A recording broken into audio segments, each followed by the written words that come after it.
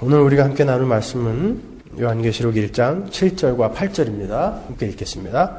볼지어다 구름을 타고 오시리라. 각인의 눈이 그를 보겠고 그를 찌른 자들도 볼 터이요 땅에 있는 모든 족속이 그를 인하여 애곡하리니 그러하리라. 아멘. 주 하나님이 가라사대 나는 알파와 오메가라.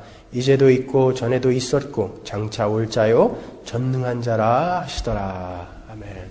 오늘로써 요한계시록의 서론 부분을 마치려고 합니다. 요한계시록 서론이 8절까지죠. 1장 1절에서 8절까지. 사도 요한은 이제 그의 편지 서론에서 마지막으로 요한계시록의 대주제를 수신자들에게 던집니다. 그러니까 앞으로 전개될 편지 내용의 요약이죠. 그 내용인 즉슨 다시 오실 예수 그리스도입니다. 요한계시록은 다시 오실 예수 그리스도를 이야기하는 책이에요. 요한은 7절을 볼지어다 라고 시작하죠. 볼지어다 라는 말이 헬라어로 이두라는 말이거든요. 이 이두는 단순히 see라는 개념의 단어가 아니에요. 지대한 관심을 갖고 유의하고 집중하며 깨달으라 라는 의미가 있는 말이 바로 이두라는 말이라거든요. 그러니까 주의를 환기시키는 거예요. 이두, 볼지어다 하면서 자 이제부터 정말 중요한 이야기를 할 텐데 정신 똑바로 차리고 들어라 그러는 거예요. 볼지어다, 이두. 그리고 7절을 어떻게 마치는가 하면 한번 보세요. 그러하리라, 아멘. 그러죠? 그러하리라, 아멘. 여기서 그러하리라 라는 말은 헬라어로 나이라는 말이에요. 이 나이라는 말은 히브리어 아멘하고 똑같은 말이에요. 그러니까 헬라어로 나이, 히브리어로 아멘 같이 붙어 있어요. 아멘, 아멘 이렇게 끝나는 거예요. 그러니까 지금 요한이 이 중간에 있는 내용이 얼마나 중요하면 볼지어다 라고 주의를 환기시킨 다음에 아멘, 아멘 하고 끝내는 거예요. 나이, 아멘. 그러니까 헬라어, 히브리어로 아멘, 아멘 하고 강조를 하는 거예요. 그때 당시 사람들은 금방 알아들었겠죠. 이 말을요. 진짜 그렇습니다. 확실합니다. 예수님께서 다시 오신다는 것을 얼마나 감격스럽고 벅차게 이야기하고 있는지 우리가 금방 읽을 수 있죠. 계시록 전체의 주제는 이렇게 예수 그리스도의 재림입니다. 계시록 전체의 내용은 예수 그리스도의 재림 때까지의 일과 재림과 재림 후의 천국 그 이야기예요. 전부가 다. 요한은 예수께서 구름을 타고 오신다라고 이야기하고 있습니다. 성경에 구름을 탄다는 표현이 많이 나오죠. 그런데 원어로 보면은 손오공처럼 이렇게 손오공이 근두운을 타고 다니죠. 그렇게 예수님이 구름을 타고 온다는 게 아니라 거기에서 쓰인 말은 전부 메타라는 말이거든요. 그 메타라는 말은 이렇게 뭘 올라타다가 아니라 함께라는 거예요. 그러니까 구름과 함께 오신다라는 게 맞는 해석이죠. 우리가 애들 그림책이나 무슨 애들 성경이나 성화라고 불려지는 것들에서 예수님이 마지막 날에 뭉게구름을 타고 이렇게 오시는 걸 너무 많이 봐가지고 그렇게 오해들을 하시는데 성경에서 이야기하는 것은 구름을 타고 오는 게 아니라 구름과 함께 오신다라고 이야기하는 거예요. 성경에는 구름이라는 말이 다른 깊은 의미로 쓰일 때가 아주 많이 있어요. 먼저 구름 하면 생각나는 장면이 있죠. 어디입니까? 구름 기둥. 광야에서 구름기둥, 불기둥이 이스라엘을 끌고 갔죠. 그 구름기둥, 불기둥은 여호와께서 그들과 이스라엘과 함께 하신다라는 증거였어요. 그러니까 바로 여호와의 영광을 나타내는 게 구름기둥이었거든요. 그리고 출애굽기 16장 보세요. 아론이 이스라엘 자손의 온 회중에게 말하매 그들이 광야를 바라보니 여호와의 영광이 구름 속에 나타나더라. 그러죠? 여기서도 여호와의 영광이 구름 속에 나타납니다. 역대하 5장 13절 보세요. 나팔 부는 자와 노래하는 자가 일제히 소리를 발하여 여호와를 찬송하며 감사하는데 나팔 불고 재금치고 모든 악기를 울리며 소리를 높여 여호와를 찬송하여 가로되 선하시도다 그 자비하심이 영원히 있도다 하매 그때에 여호와의 전에 구름이 가득한지라. 성전 안에 구름이 가득한 거예요. 제사장이 그 구름으로 인하여 능히 서서 섬기지 못하였으니 이는 여호와의 영광이 하나님의 전에 가득함이었더라. 역시 여호와의 영광과 구름을 같이 놓고 있어요. 솔로몬이 성전을 완성하고 그 성전에 구름이 가득 차는데 그 구름은 여호와의 영광이었습니다. 그래서 구름이라는 것은 여호와께서 임재하시는데 영으로 임재하시는 모습을 우리가 성경에서 구름이다 이렇게 표현한 데가 아주 많다고요. 그러니까 성령으로 임재하시는 모습, 영광스러운 성령으로 임재하시는 그 모습을 구름이다라고 이렇게 표현을 한다고요. 신약에도 구름이 여러 군데 나오죠. 예수께서 변화산에서 해같이 찬란한 몸으로 변하셨을 때에 구름 속에서 하나님의 음성이 들리죠. 마태복음 17장 1절로 가겠습니다. 엿새 후에 예수께서 베드로와 야고보와 그 형제 요한을 내리시고 따로 높은 산에 올라가셨더니 저희 앞에서 변형되사 그 얼굴이 해같이 빛나며 옷이 빛과 같이 희어졌더라. 때에 모세와 엘리야가 예수로 더불어 말씀하는 것이 저희에게 보이거늘 베드로가 예수께 여짜와 가로되 주여 우리가 여기 있는 것이 좋사오니 주께서 만일 원하시면 내가 여기서 초막 셋을 짓되 하나는 주를 위하여 하나는 모세를 위하여 하나는 엘리야를 위하여 하리이다. 말할 때에 호련히 빛난 구름이 저희를 덮으며 구름 속에서 소리가 나서 가로되 이는 내 사랑하는 아들이요 내 기뻐하는 자니 너희는 저의 말을 들으라 하는지라. 그러죠? 이는 내 사랑하는 아들이요 내 기뻐하는 자다라는 이 말씀이 어디에서 또 들렸죠? 예수님이 세례 받으시는 장면이죠. 마태복음 3장 16절 보세요. 예수께서 세례를 받으시고 곧 물에서 올라오실새 하늘이 열리고 하나님의 성령이 비둘기같이 내려 자기 위에 임하심을 보더니 하늘로서 소리가 있어 말씀하시되 이는 내 사랑하는 아들이요 내 기뻐하는 자라 하시니라. 이 두 장면은 아주 흡사해요. 이는 내 사랑하는 아들이요 내 기뻐하는 자라. 똑같이 하나님이 말씀하셨는데 한 군데서는 구름이 싹 임해가지고 구름이 덮고 한 군데서는 성령이 임해서 성령이 덮어요. 이렇게 성경에서는 구름과 성령과 하나님의 영광을 아주 깊은 연관이 있는 것으로 묘사를 한다고요. 즉 구름은 영으로 임하시는 하나님의 영광을 나타내는 게 맞습니다. 요한은 이 구절을요 다니엘서 7장을 인용해서 표현을 해놓은 거예요. 다니엘서 7장 13절로 가겠습니다. 내가 또 밤 이상 중에 보았는데 인자 같은 이가, 이 인자 같은 이라는 말은 1장 13절에 나오죠. 계시록 1장 13절에. 이 말을 13절에 갖다 끌어 쓴 거예요. 그리고 하늘 구름을 타고 와서 이 말을 7절에다 갖다 쓴 거죠. 옛적부터 항상 계신 자에게 나와 그 앞에 인도되매 그에게 권세와 영광과 나라를 주고 모든 백성과 나라들과 각 방언하는 자로 그를 섬기게 하였으니 그 권세는 영원한 권세라 옮기지 아니할 것이요 그 나라는 패하지 아니할 것이니라. 그러죠. 여기서도 구름을 타고 예수님이 오시는데 여기는 구약이니까 아람어로 쓰였어요. 히브리어나 아람어로 쓰였거든요. 아람어임이라는 말이 역시 함께라는 말이에요. 구름과 함께 여호와께서 오신다라는 그 말이거든요. 그런데 예수께서 구름과 함께 나타나셨는데 그에게 영광과 권세와 나라가 주어지고 있죠.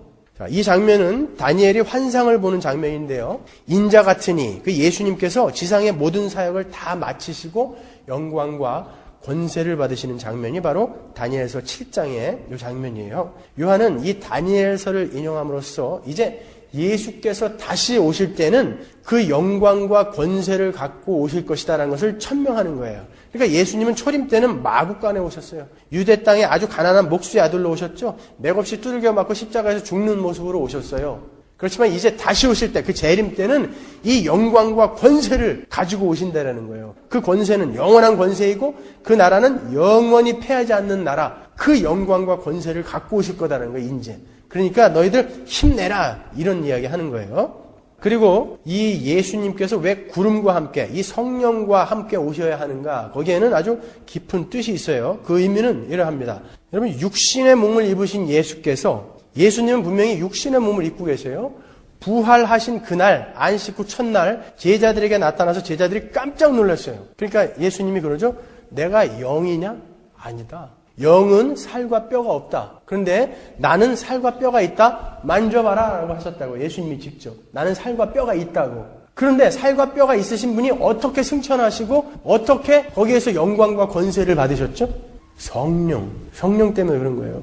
죄와 허물로 죽었던 우리가 성령으로 말미암아 깨어서 이제 거룩한 하나님의 백성이 된 것처럼 예수 그리스도께서도 살과 뼈를 갖고 있으시면서 성령으로 말미암아 우리 안에 존재하게 되시는 거예요. 이제 살과 뼈를 갖고 있기 때문에 예수님은 엄밀하게 말하면은 무소부재할 수가 없어요. 살과 뼈를 갖고 있기 때문에. 그러나 성령의 도우심으로 예수께서 우리 안에 존재하시는 거라고요. omnipresence. 바로 그 예수 그리스도, 성령과는 이제 뗄래야 뗄 수 없는 그 예수 그리스도가 성령과 함께 계신 그 예수 그리스도의 영광스러운 몸을 우리에게 주시기 위해서 오셔서 변화산에서 변화됐던 그 영광스러운 몸, 그 찬란한 몸을 우리에게 똑같이 주시기 위해서 이제는 가시적으로도 우리에게 그 빛나는 영광된 해와 같은 영광된 몸을 주시기 위해서, 그렇게 변화시켜 주시기 위해서 성령과 함께 오시는 거예요. 그 변화산상의 사건의 이야기는 예수님의 재림의 프리뷰라고요. 분명히 마태복음 17장 1절에서 엿새 후에 예수님께서 피터, 존, 제임스를 데리고 변화산에 올라가서 그 변화산의 이야기가 있죠. 바로 그 전절이 어디예요? 16장 28절이라고요. 거기서 뭐라 그러냐고요? 예수님이 니들이 죽기 전에 인자가 왕권을 갖고 다시 오는 것을 볼 자가 있다 그래요. 분명히. 그래놓고 17장 1절에 엿새 후에 그런다고요. 그러니까 엿새 전에 무슨 일이 있었던 거예요? 니들 분명히 내가 왕권을 갖고 오는 것을 볼 자가 있다 그랬다고요. 그 이야기가 지금 여기서 이루어진다. 그래서 엿새 후에 이렇게 시작을 하는 거예요. 그러니까 엿새 후에 변화산상의 그 모세와 엘리야와 예수님이 빛나는 그 모습을 입고 구름 가운데 거하시는 것은 바로 그 재림의 프리뷰라고요. 예수님께서 왕권을 갖고 다시 오실 그 모습을 보여주시는 거예요. 프리뷰로. 변화산에서. 그 빛나는 몸을 우리에게 주실 거예요. 베드로도 베드로 후서 1장에서 뭐라고 합니까? 예수님의 재림과 강림에 대해서 이야기한 다음에 내가 이거 공교히 만들어낸 이야기 아니다. 나는 본 거 이야기하는 거야. 그러죠? 그러고서는 변화산 사건을 이야기한다고요. 이 변화산의 이야기는 예수 그리스도의 재림의 프리뷰라고요. 그 몸을 입고 오실 거예요. 왜요? 그 몸을 우리에게 주시기 위해서. 바로 그 몸을 우리에게 주기 위해서 성령과 함께 구름과 함께 오신다라고 이야기를 하는 거예요. 그리고 아울러서 예수께서 주의 날에 성령과 함께 오시는 것은 세상을 심판하러 오시는 거예요. 심판하러. 성령이 오시면 믿지 않는 자들, 죄인들에게는 심판입니다. 여러분 그거 확실히 알아두셔야 돼요. 창세기 3장 8절 가겠습니다. 그들이 날이 서늘할 때에 동산에 거니시는 여호와 하나님의 음성을 듣고 아담과 그 아내가 여호와 하나님의 낯을 피하여 동산 나무 사이에 숨은지라. 그러죠? 아담과 하와가 죄를 지었어요. 타락을 했습니다. 하나님께서 서늘한 날에 찾아오신다고 그래요. 시원한 날에 찾아오신 걸까요? 개역 성경에는 날이 서늘할 때에 이렇게 번역이 되어 있지만 히브리어로 보면 욤, 루아흐라는 말이에요. 욤이라는 무슨 날 이런 뜻이거든요. 루아흐는 뭐예요? 성령. 그러니까 성령의 날에라는 말이에요. 하나님이 왜 오셨죠? 뻘거벗고 창피해가지고 숨어있는 아담과 하와에게 왜 오셨어요? 심판하러 오신 거예요.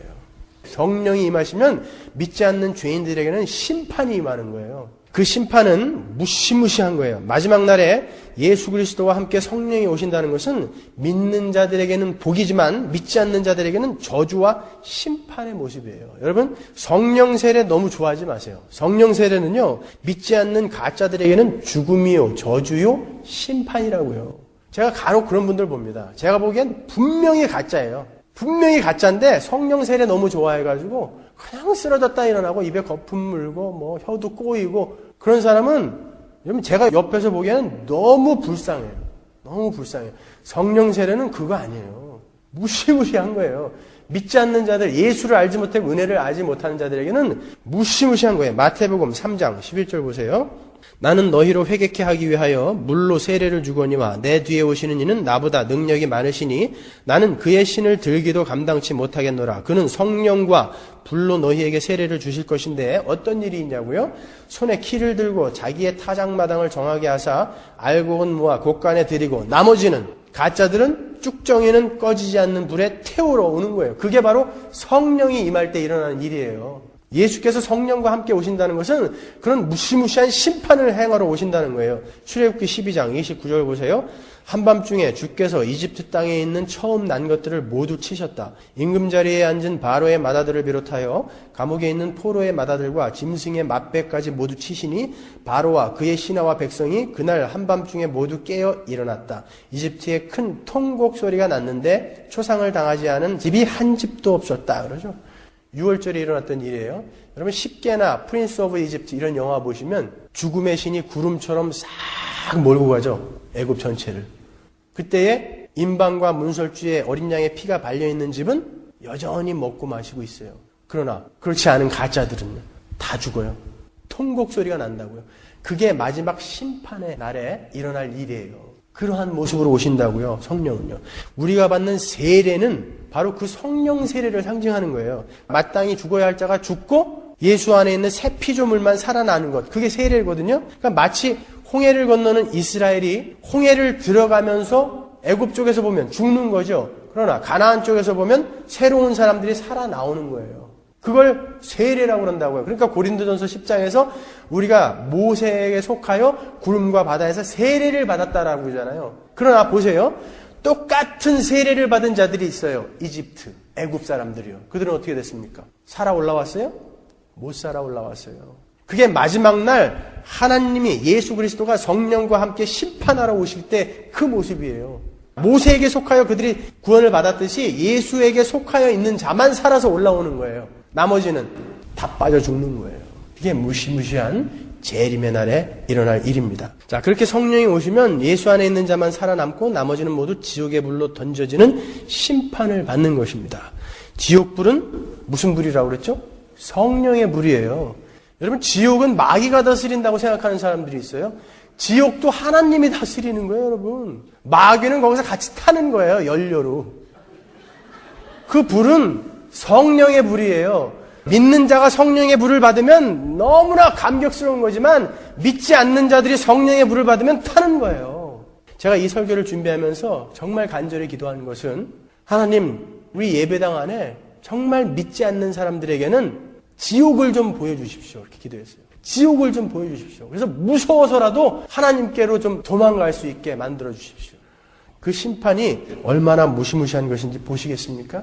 계시록 6장 12절 내가 보니 여섯째 인을 떼실 때에 큰 지진이 나며 해가 총담같이 검어지고 온 달이 피같이 되며 하늘의 별들이 무화과 나무가 대풍에 흔들려 선과 실이 떨어지는 것 같이 땅에 떨어지며 하늘은 종이축이 말리는 것 같이 떠나가고 각 산과 섬이 제자리에서 옮기우매 땅의 임금들과 왕족들과 장군들과 부자들과 강한 자들과 각 종과 자주자가 굴과 산 바위 틈에 숨어 산과 바위에게 이르되 우리 위에 떨어져 보좌에 앉으신 이의 낯에서와 어린 양의 진노에서 우리를 가리우라. 그들의 진노에 큰 날이 이르렀으니 누가 능히 서리요 하더라. 제발 너무너무 그 진노가 그 심판이 무서워서 하나님의 그 진노가 너무 무서워서 산과 바위에게 내 위에 떨어져서 나를 짓눌러 나를 가려달라고 그러는 거야. 그게 얼마나 무서우면요. 계시록 16장 19절 보세요.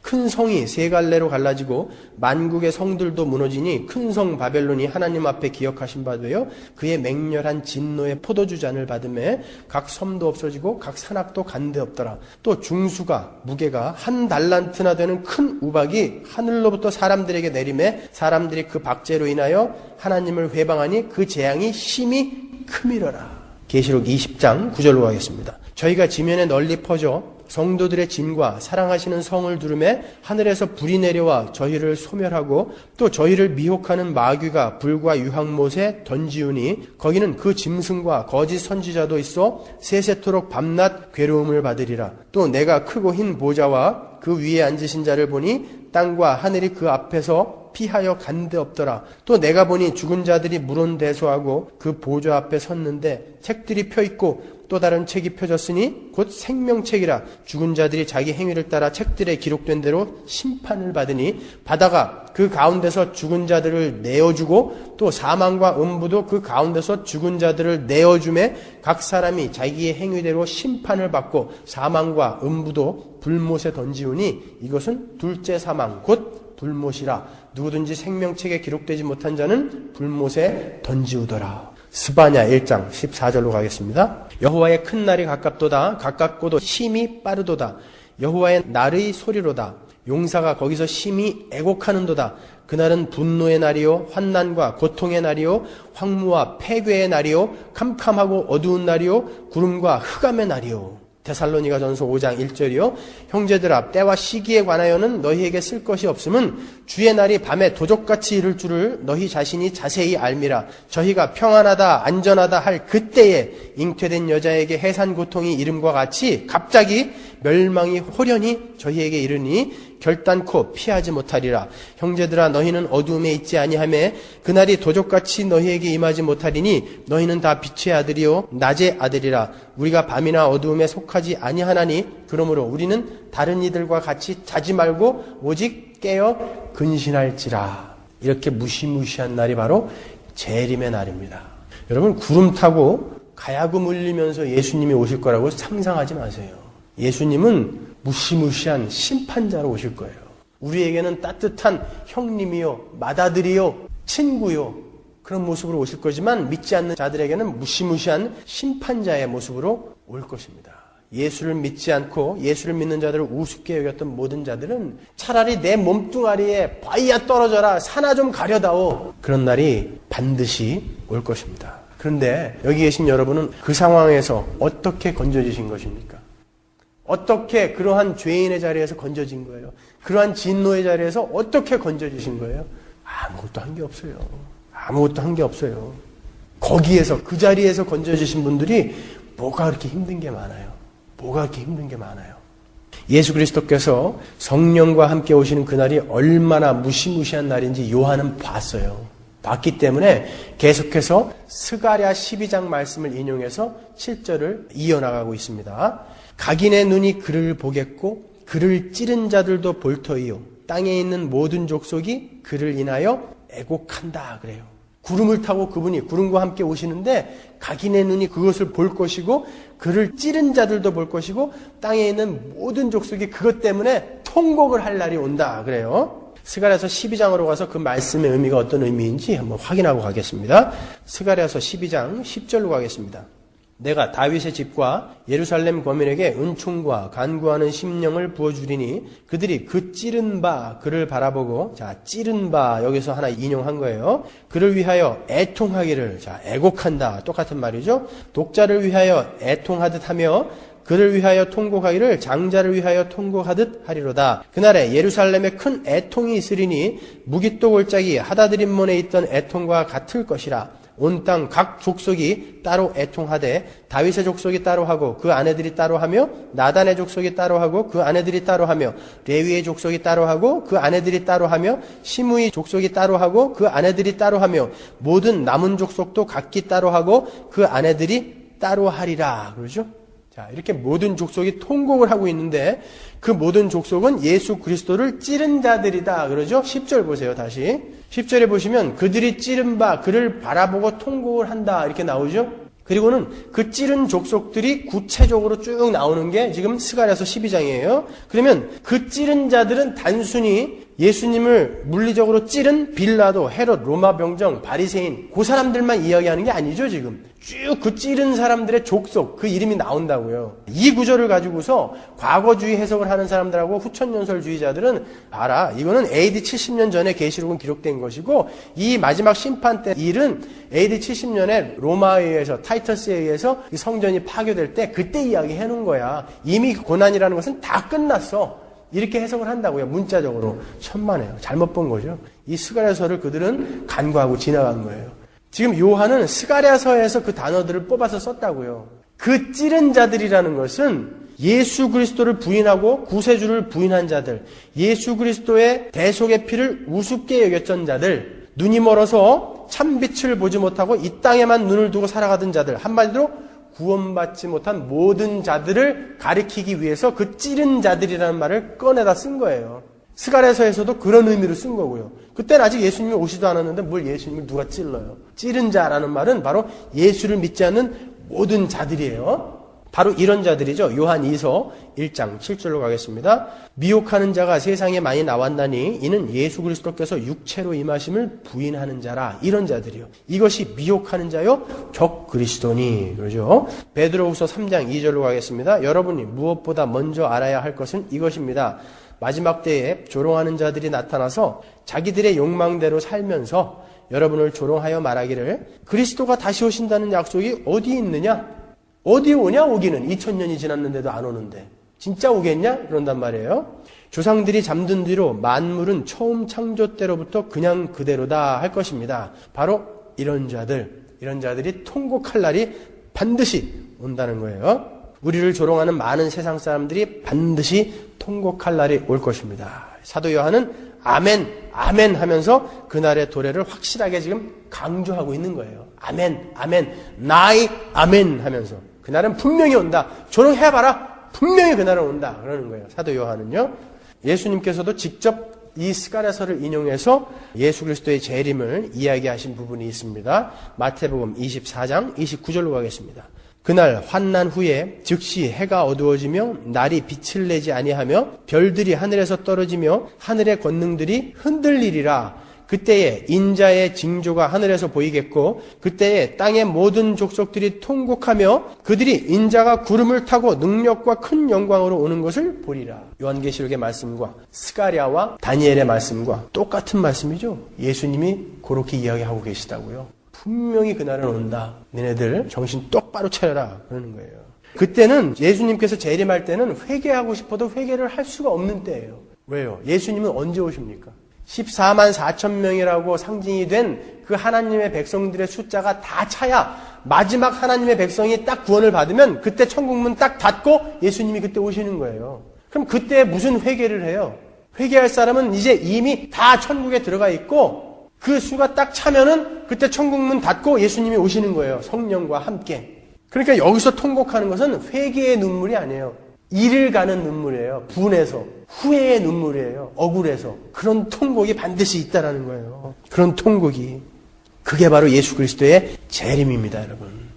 이 자리에 혹시 아직 예수를 믿지 않으신 분 계시면 빨리 예수 믿으셔야 됩니다, 여러분. 미루지 마시고 예수를 영접하십시오. 통곡의 날은 반드시 옵니다. 영원히 꺼지지 않는 불 속에서 죽지도 않아요. 한 300년만 있다가 풀어준다면 한번 해보겠어요, 저는. 이 땅에서 하고 싶은 게 너무 많아가지고. 어떤 기한이 있다면, 만 년 있다 풀어준다면 기다리면 되잖아요, 어떻게든지. 그게 아니라 영원이라고요, 영원. 거기에는 구데기가 득실거린다고 그러죠. 아주 처참한 곳이라는 표현이에요. 거기에서 영원히 있어야 돼요. 가석방도 없어요, 거기는요. 거기를 두려워하지 않는단 말이에요? 이게 말이 되냐고요. 기독교인들이 거기를 두려워하지 않고 삶을 살아간단 말이에요? 100% 가짜예요, 그거는요. 100% 가짜예요. 이 시대의 목사나 기독교인들이 그 지옥을 믿지 않기 때문에 이따위로 사는 거예요. 지옥이 있다는 걸 믿으면 이렇게 못 살아요. 아무도 안 믿는 것 같아요, 제가 보기에는. 지옥이 있다는 것을. 그날은 분명히 옵니다. 나이, 아멘. 분명히 옵니다. 그리고 이 자리에 있는 예수 믿는 여러분은 안심하십시오. 힘을 내십시오. 여러분은 변화산에서의 우리 주님과 같은 새 몸을 입고 그때부터 이제 영원히 눈물도 없고 고통도 없고 아픔도 없는 곳에서 기쁨과 안식과 평안을 누리면서 사시게 될 거예요. 그날은 반드시 속히 옵니다. 아니, 벌써 오고 있어요. 벌써 오고 있어요. 오늘 본문 보시면 구름을 타고 오시리라, 성령과 함께 오시리라, 거기서 오시리라, 엘코마이는 그 시제가 현재형이에요. 헬라어의 시제 현재형은 뭐라고 그랬죠? 진행형. 오시고 계시다는 거예요. 오시고 계시다. 여러분, 천군 천사의 발자국 소리를 들으십니까? 하늘의 불말과 불병거의 그 말발굽 소리를 들으세요? 그 소리를 들으세요. 그래야 힘이 나요. 그래야 우리는 이 지긋지긋한 세상의 공격에서 일어날 수 있는 거예요, 다시. 제가 군대에 있을 때 포천에 있는 어떤 부대에서 탈영병이 생겨갖고 용인까지 넘어왔어요. 그 사람들이 무기고를 습격해가지고 실탄하고 수류탄을 다 들고 용인까지 산 능선을 타고 넘어온 거예요. 그런 정보를 받고 저희 사단이 이제 그 일을 맡았는데 설마 여기까지 왔겠느냐 해갖고 한 8명이서 공포탄 15발씩 갖고 나갔어요. 가다가 담배도 한 대씩 피고 있긴 어딨냐 막 이러면서 그때는 은하수를 한 각씩 줬거든요, 담배. 그 비린 은하수를 나눠 피면서. 무덤 옆에 앉아가지고 이제 막 잡담하고 있는데 그 산속에 빈 집에서 말이죠. 갑자기 총알이 날라오는데 미처 손 쓸 새도 없어요. 무덤 옆에 딱 숨어 있는데 무전병이 이제 무전을 해야 되니까 이 무전기 안테나가 한 2, 3m 되거든요. 그 안테나를 보고 쏘는 거예요, 얘네들이. 근데 이 무전을 치려면 철모를 들어야 된다고요. 왜냐면 귀에다가 갖다 대야 되니까. 살짝 드는데 여기서 딱 맞았어요, 무전병이. 근데 M60는 6조 광선이라고 해서 이게 안에서부터 돌아서 나온다고요, 총알이. 그래서 목표물에 맞으면 안에서 회전해가지고 이 안에가 다 박살이 난다. 맞자마자 얼른 저희들이 끌어당겼는데 머리가 푹 주저앉았어요. 바람 빠진 풍선처럼. 머리가 없어졌어요. 이 뼈가 다 부서져가지고. 얼마나 무서웠겠어요. 공포탄 쏴봐야 3m도 안 나가는 거. 소리만 펑펑 나는 거. 그러니까 덜덜덜덜덜 떨고 있는데 그쪽은 술탄도 갖고 있는데 어떻게 해요. 저 아래에서 이 총소리를 듣고 연대 병력이 이제 올라오는 거예요. 구보를 하면서. 실탄 다 들고 사나이로 태어나서 이러면서 아니 그 많은 사람이 구보를 하면서 막 오는데 그 소리가 얼마나 막 반갑던지 말이죠. 그 안도감, 그 감사함 지금도 잊을 수가 없어요. 그 수많은 우리 전우들이 우리를 구하겠다고 줄을 쫙 서가지고 군가를 부리면서 오는 거예요. 다 죽었죠, 걔네들. 포위해가지고 일제히 쐈는데 나중에 들어가 보니까 팔은 여기 떨어져 있고 머리는 저기 떨어져 있고. 세상은 우리를 그렇게 공격해 오지만 그 하늘의 천군 천사 예수 그리스도가 심판을 하시러 오시는 그날 그들은 갈기갈기 찢겨질 거예요. 우리를 공격하는 세상이, 마귀의 세력이 무시무시해요. 우리는 도저히 이길 수 없어요. 그러나 여러분, 엘코마이, 오고 계신 하늘의 불말과 불병거의 그 발자국 소리를 들으셔야 돼요. 그 소리를 들으세요, 여러분. 교회에 나와서 맨날 복이나 받고 문제나 해결하려고 하고 그러니까 이 하늘나라와는 조금도 상관없이 살고들 있으니까 조금만 문제가 오면은 그거에 매달려가지고 못 일어나는 거예요. 엘코마이. 구름을 타고 구름과 함께 성령과 함께 예수 그리스도가 역동적으로 지금 오고 계시다고요. 우리는 그 말발굽 소리를 들으셔야 돼요. 그 천군 천사의 군가 소리를 들으셔야 돼요. 이겨라! 내가 지금 가고 있다! 이겨라! 예수님이 오시는 거예요. 계속 가라. 누가 내 아들을 건드려? 누가? 그러면서 오고 계시다니까요. 누가 내 동생들을 건드려? 이렇게 우리의 맏형이 맏아들이 오고 계시다고요. 꼼짝 마라 그러고 오고 계시다니까요. 예수 믿는다는 게 얼마나 여러분 감격스러운 건지 모르시죠? 그게 재림이에요. 구름을 타고 오시리라. 뭉게구름 타고 이러고 오는 거 아니에요, 여러분? 그 무시무시한 마지막을 보는 거예요, 우리는요. 우리에게는 기대와 소망의 날이지만 이 땅에 예수를 믿지 않는 자들에게는 무시무시한 심판의 날이라는 거. 그래서 세상을 보고 우리는 불쌍히 여겨주는 거예요. 이게 기독교예요, 이게요. 그날을 기다리는 것이. 무슨 복들을 그렇게 말하시는 거예요? 예배당에 오셔서. 그분이 자기를 가리켜 나는 알파와 오메가다 그럽니다. 8절에 보면. 그분은 알파요 오메가이십니다. 알파는 헬라어의 A죠. 오메가는 헬라어의 Z, Z라고요. 그분이 처음과 끝, 시작과 나중, 이 모든 것은 그분으로부터 말미암았고 그분으로 끝나는 거예요. 그분이 오셔서 다 태워버릴 거예요. 그분이 오고 계세요. 우리를 건지기 위해서, 우리 편을 들어주기 위해서 전후의 실체를 넘고 넘어하고 오신다니까요. 그 소리를 들으시냐 말이에요. 자, 여러분, 그분은 우리의 생명의 시작부터 나의 인생 전체를 주관하고 계신 분이십니다. 알파, 이미 일은 시작되었고 오메가, 이 목적지를 향해 우리는 가는 거예요. 그런데 그분이 알파요 오메가예요. 우리는 이 오메가 목적지를 향해 반드시 가게 돼 있어요. 그분이 나의 삶을 주관하고 계시고 그분이 알파요 오메가니까. 모든 역사는 내가 주관하고 있다. 하나님이 직접 말씀하시잖아요. 그러니까 걱정하지 말아라. 너는 분명히 오메가까지 갈 거야. 근데 너에게 지금 내가 이런 상황을 허락하는 것은 그 오메가까지 가는데 꼭 필요한 일이기 때문에 너에게 준 거야. 그러니까 걱정하지 마. 거기다가 그분은 전능하신 분이에요. 직접 하나님이 말씀하세요. 나는 알파와 오메가요 전능한 자다 그래요. 전능한 자다. 판타크라토르. 모든 것을 통치하시며 모든 능력을 소유하신 분이다. 이런 뜻이에요. 판타크라토르.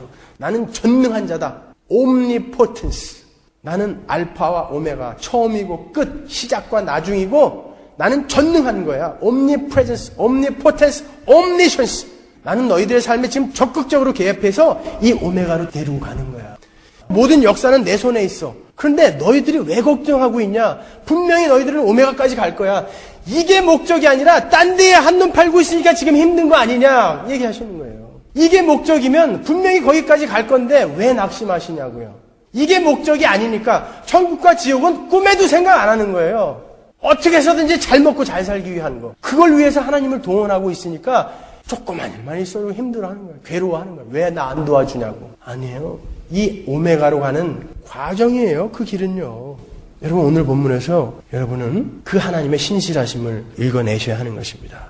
로마의 그 막강 도미티안 황제에게 핍박을 받고 있던 당시 신자들에게 이 요한의 메시지는 엄청난 위로와 격려가 되었을 것입니다.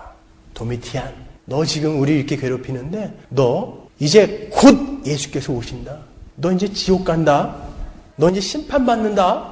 여러분 그 많은 징기스칸, 알렉산더, 광개토 대왕, 무솔리니, 히틀러 다 어디가 있어요 지금? 지옥 가 있어요. 그들이 이 땅에서 이루어낸 그 수많은 것들 중에 신발짝 하나라도 갖고 올라갔어요 거기에? 빨개 벗고 타고 있어요. 지옥의 연료가 되어서. 여러분 신자로서 사는 게 힘드십니까? 우리는 곧 제대하게 될 겁니다. 이 땅에서 이제 곧 우리는 제대하게 될 거예요. 그날은 반드시 속히 올 거니까. 그때가 되면 모두가 일어나서 주님을 보게 될 것입니다. 각인의 눈이 그를 보겠고 우리는 모두 일어나서 그분을 보게 될 것입니다. 마치 연극이 끝나면 그 연극 무대에서 총 맞아 죽은 놈, 칼 맞아 죽은 놈, 또 그를 밟던 폭군, 막이 끝나면 다 일어나서 관객들에게 인사하죠. 그날이 올 거예요. 산이, 바다가 죽은 자들을 다 토해낸다 그래요. 다 일어날 거예요. 예수 그리스도께서 십자가에 죽으셨을 때 무덤이 열리고 거기에서 죽은 자들이 막 나온 것처럼 이제 각인의 눈이 그분을 볼 거예요. 그러고는 이제 분장을 다 지울 거예요. 우리에게는 지금 역할이 맡겨져 있어요. 가난한 역할, 못 배운 역할, 못생긴 역할, 뚱뚱한 역할, 뭐 이런 역할들 막 맡겨져 있어요. 싫죠? 이제는 분장을 지울 날이 올 거예요. 그리고는 열심히 그 역할을 잘 해낸 사람은 에미상, 오스카상 시상식에 가기 위해서 멋진 화려한 변화산상에서 입었던 화려한 하얀 옷을 입게 되는 거예요. 예수님께서 하나하나 우리를 안아주면서 내 아들아 잘했다. 야 어떻게 그 작은 역할, 보잘것없는 아무도 봐주지 않는 그 역할, 시체 삶 그거 어떻게 그렇게 열심히 해냈니? 고맙다. 어? 에미상. 여러분 그걸 바라보면서 가야죠. 여러분 이 땅에서 여러분이 조금 못 배우고 가난하고 못생기고 그런 역할 맡았다고 해갖고 좌절할 필요 없어요. 그게 다가 아니에요. 그거는 잠깐 찰나에 불과한 인생 연극이에요. 전부 황제 역할 하려고 그러고 전부 무슨 훌륭한 역할만 하려고 그러면 어떻게 해요? 그 역할은 곧 끝날 거예요. 곧 끝날 거예요. 이제 분장을 지우고 그 앞에 서야 할 날이 분명히 옵니다, 여러분. 그게 기독교예요. 이 땅에서 여러분 트로피 받는 게 기독교 아니에요. 신앙생활 열심히 한다고 이 땅에서 돈벼락 내려주는 게 기독교 아니에요. 그런 하나님 없습니다, 여러분. 그런 기독교는 없습니다. 그들은 다 가짜입니다. 중부의 어떤 교회에서 교회 헌금을 가지고 땅굴을 파고 거기다가 세계 3차 대전 준비를 한다고 비상식량을 쟁여놓고 교인들만 들어갈 수 있는 공간을 만들어놨다고 다큐멘터리에 나왔다고 그래요. 몇 년 전에. 교회는 그런 거 하는 건 아니에요. 빨리 모든 것 벗어놓고 떠나려고 준비하는 게 교회죠. 이 땅에서 어떻게 해서든지 조금 오래 살려고 땅굴 준비하고 비상식량 준비하는 거 교회 아니에요. 교회가 이 지경까지 내려간 거예요, 지금. 교회가 뭘 추구하는 곳인데요. 여러분의 오메가는 진짜 뭡니까? 여러분의 오메가, 여러분의 목적지는 정말 뭐예요? 남들에게 한번 폼 잡고 큰 소리 한번 쳐보는 거예요? 부자로 잘 살아보는 것입니까? 우리의 오메가는 바로 그 하늘나라여야 되는 거예요. 이제는 이 더러운 사망의 몸 벗어버리고 그 찬란한 새 몸 입는 거예요. 여러분 지긋지긋하지 않으세요? 아니 예수를 믿고도 어떻게 이렇게 여전히 죄인의 모습으로 살아요. 저는 아주 죽겠어요 지금. 목사인데 여전히 안에서 욕심은 득식을 올라오고 있고 여전히 저는 몸으로도 죄를 지어요. 사도 바울이 누가 이 사망의 몸에서 나 좀 꺼내다오 이렇게 이야기했을 정도로 우리는 이 사망의 몸을 빨리 벗어버려야 돼요. 이제 새 몸을 받아야 돼요. 그날을 기다리는 거예요. 우리는요. 이 더러운 사망의 몸에다가 분 바르고 루즈 칠하는 게 아니에요. 이 사망의 몸이라는 말은 고대 시대에 어떤 사람이 누굴 죽이잖아요. 그럼 걔도 죽어야 되죠. 죽이기 전에 하루 동안을 자기가 죽인 시체를 얼굴과 얼굴을 맞대고서 꽁꽁 묶었어요. 그리고는 길거리를 데리고 다녔다고요. 24시간을. 얼마나 무섭겠어요? 자기가 죽인 시체가 눈을 부릅뜨고 자기를 이렇게 쳐다. 그게 사망의 몸이라고요. 이 사망의 몸에서 누가 나를 꺼내다오. 우리는 죽는 날 그 몸에서 떨어지는 거예요. 그때까지는 계속 고민하면서 싸우면서 가는 거예요. 무슨 세상이 대단하게 여러분을 괴롭힐 거라고 생각하지 마세요. 여러분 자신 안에 있는 그 옛사람이 여러분을 죽도록 괴롭힐 거예요. 거기에서 탈출하는 날이 죽는 날인데 그걸 왜 무서워하시냐고요. 여러분의 오메가를 다시 한번 확인하십시오. 그분은 구름을 타고 불말과 불병거를 몰고 나의 아멘 반드시 확실하게 곧 오실 것입니다.